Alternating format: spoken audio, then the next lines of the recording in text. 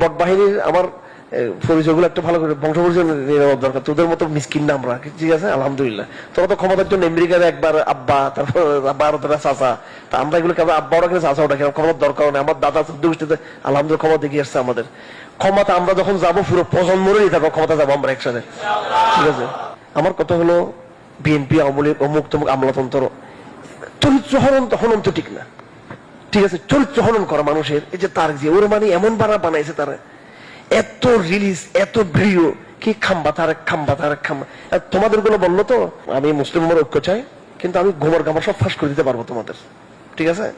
সাইদি সাহেবের ইয়ে থেকে বাঁচার জন্য কোথায় কোথায় তোমরা গেছিলা, কোন কোন জায়গায় গেছিলা, এগুলো আমরা বহুত কিছু তোমাদের নেতাদের কাছে আমরা শুনেছি। যাই হোক, বেয়াদবিটা একদম বন্ধ করো।